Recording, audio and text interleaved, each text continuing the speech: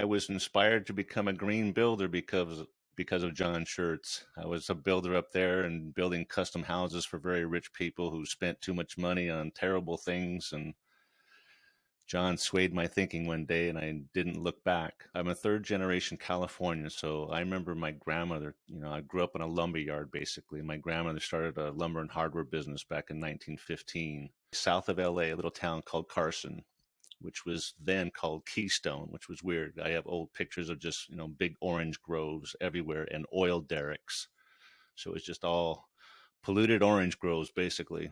And we were the only supplier in that. We built a lot of Huntington Beach and Long Beach with our lumber from our yard, and just naturally just became a builder, following Dad's footsteps, and just never looked back. I wanted to be in the film business for a while, but always fell back to being a builder because it's just kind of natural to me. And then one day I just stumbled on John's talk somewhere and just heard his words and go, shit, man, that's it. And I'm so tired of seeing all this waste and crap and just, remodeling. I had one client, Marin, we remodeled their house 3 times, 3 different kitchens within 6 years. And it was like sickening, and just got like sickening, as someone just not a total advocate of green at that time, but just it's like, I don't want to do this anymore.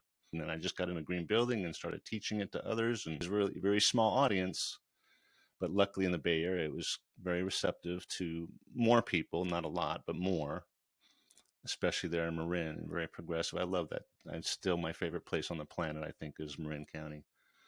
I'm in Alabama now, which is, I don't know if it's any better or worse than Texas, but I sure do miss California, and I will be back someday. But just a little life shift here and there. But yeah, it's the first time in 60 odd years I've left the state, and I really miss it. And I kind of know why now. It's just that the beauty of it, for one, and the diversity of the people and the cultures and everything, and hopefully a little bit more progressive in their thinking as far as how we build, and that's kind of the purpose of this show. Is I'm just trying to share the message of, we don't need to build like we used to, like my dad told me how to build. We don't need to do that anymore.